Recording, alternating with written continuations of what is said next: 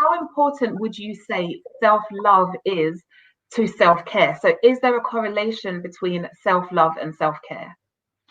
Well, I think if you don't, if you think of people who are struggling or going through issues, the first thing you look at when you're in a tight, dark place, and you're going through a really bad time, you look at how you dress.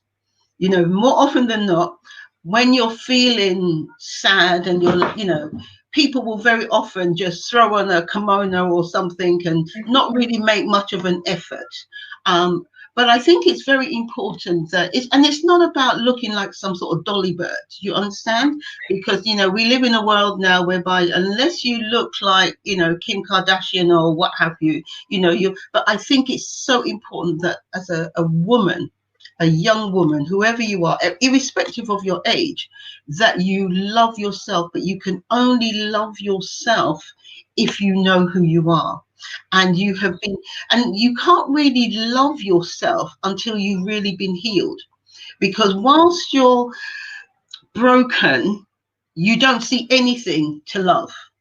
Whilst your life is in tatters, a woman who's been abused will never be able to look in the mirror and see somebody who's beautiful, because all she will see is somebody that needs to be loathed, because how could this thing have happened to her?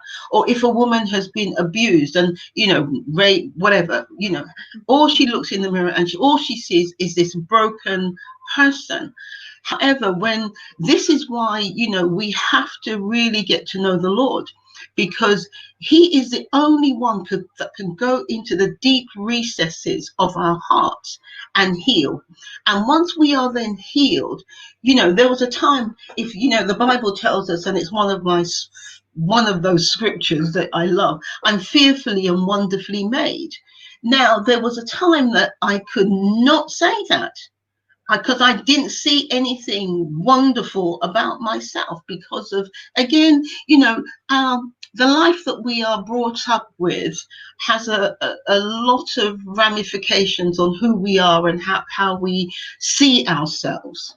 And I know of people who could not look in the mirror for years and say, I'm beautiful. I'm loved of the Lord, because they just didn't see that. They didn't see that.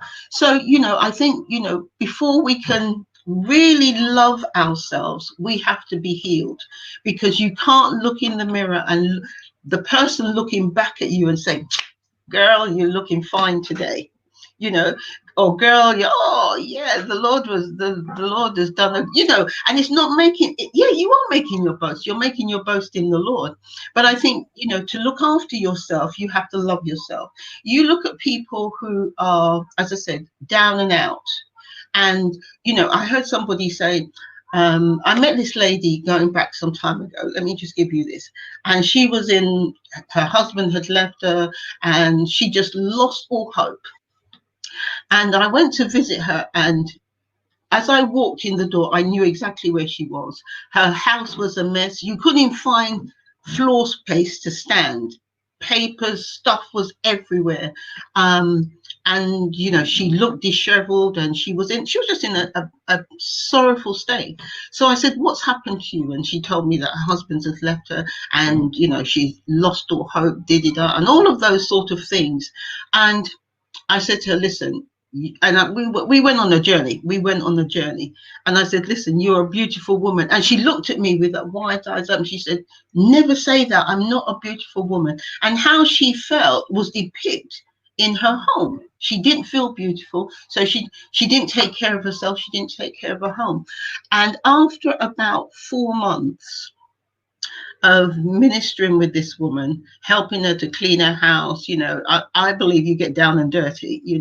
It wasn't just about telling her, thus said the Lord, and what have you. I had to just speak to her. And after about 3-4 months, I went back one day, and I could not believe the person who opened the door. She was scrubbed from head to toe. She never wore makeup as such, but you could tell she had on a little something. There was a little enhancement going on there. I walked in. She said, "Would you like to come in?" I said, "Okay, that's lovely, thank you." When I walked in, I could not believe the house. There was nothing on the floor. It was amazing. So I said to her, "You look really beautiful." And today, and for the first time, she didn't shut me down. She said, "You know what, Lou? I actually believe you." So I say all of that to say this, that sometimes when you are in a broken place, you can't really love you. And if you can't love you, you really won't want to take care of you. So I really pray that people will somehow really fall on the Lord and ask him to heal, because when our hearts are healed, and things may not necessarily change around you, but when our hearts are healed, the Bible tells us that the Lord desires truth on the inward parts, and we know that talks about getting rid of sin and all of that. But I still believe that in the inner part of me, he wants me to know that he loves me, but also I love me. I never used to be able. There was a time I couldn't say, look in the mirror and love the person looking back at me. But now I can look in the mirror. I can look in the mirror and I can declare that I'm fearfully and wonderfully made. And it's simply because the Lord has healed a lot of broken areas. And as a result of healing those broken areas, I can love myself. And as a result of loving myself, I take care of myself. I make sure that I'm groomed. And I don't do it for anybody. It's not about doing it so that you can say, "Oh, she looks good today," or it's about, it's for me, because I think you do it not because of people, but you do it because you know the importance of taking care of you. So I think there is a correlation. I think they're intertwined, because a person who doesn't really love themselves will see no real need to take care of.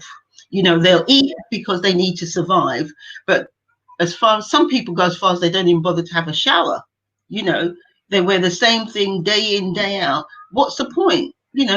What's the point? And they lose. It's almost like they've lost the luster for life.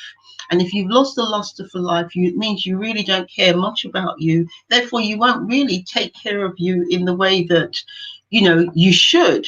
But once a person almost finds themselves, can I use that term? When you find yourself and you really get to know who you are, because the Lord has revealed not just himself to you, but he's revealed you to you. He reveals you to you, and he takes you through these pages, and it's a bit like an onion. He peels off those layers, and many of us, we have many layers that have covered us for years and has caused us not to smile, caused us not to feel joy, caused us, pain does that. You have these layers, you have these barriers, you have these blockades, and it takes the Spirit of God, it takes God's love, him revealing his love to you, that you can then say, okay, one layer, then another layer, and then little by little. It doesn't happen, and please, it does not happen overnight. It could be a year's journey. It really depends on how we give ourselves to the Lord. But even then, deep-seated hurts, and I know I'm scratching all different surfaces here, but you just have to allow the Spirit of God and time to heal. And little by little, the Lord will peel back the layers. The Spirit of God will peel back the layers. And all of a sudden, what was an ugly duckling becomes a beautiful swan. And that's because you've gone on this journey with the Lord. But you've also gone a journey, as I said before, a journey of almost self, revelation, finding who you are. And when you find who you are and you think, well, okay, that has happened, incidents in our lives, things that happen in our life does not define who you are. Does not define who you are.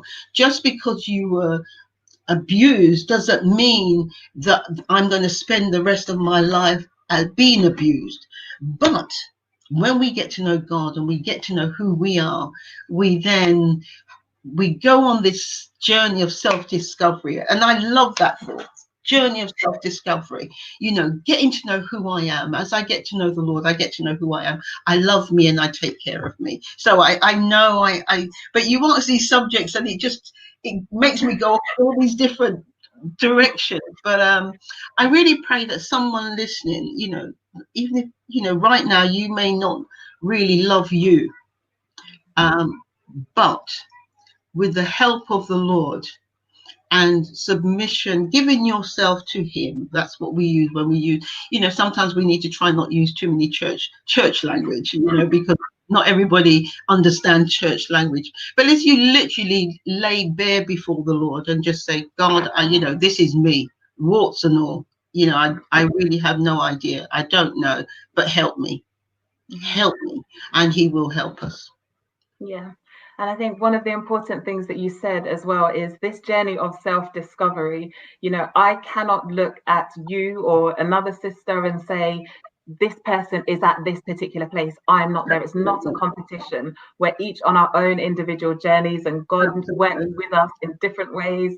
And what God needs to work with me about may be different to the other person. It may take longer than the other person. So I think with this journey of self-discovery, it's also about understanding that it's your individual journey of self-discovery, and however long it takes for you and the Lord to get you to that place of wholeness, just go through the journey and trust Him that His intentions for you are great.